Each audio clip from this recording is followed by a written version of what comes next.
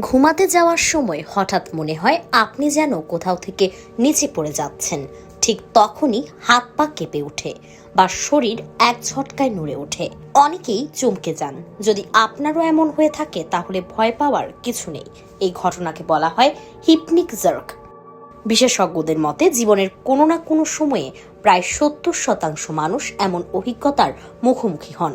ঘুমানোর সময় শরীর ধীরে ধীরে শীতল হতে থাকে, কিন্তু ওই মুহূর্তে মস্তিষ্ক কখনো কখনো ভুল সংকেত পাঠায়। তখন মস্তিষ্ক মনে করে শরীর হয়তো পড়ে যাচ্ছে, তাই নিজেকে বাঁচানোর মতো করে পেশিকে হঠাৎ সংকেত দেয়, আর তখনই হাত পা কেঁপে ওঠে।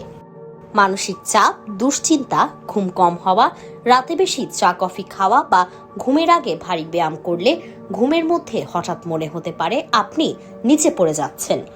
তবে সাধারণ এই হিপনিক জার্ক ক্ষতিকর নয়।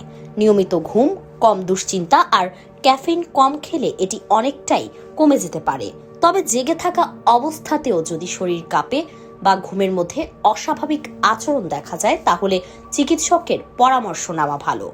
তাই পরের বার ঘুমের মধ্যে যদি মনে হয় আপনি নিচে পড়ে যাচ্ছেন, মনে রাখবেন আপনার শরীর ঠিকই নিরাপদে বিছানায় আছে।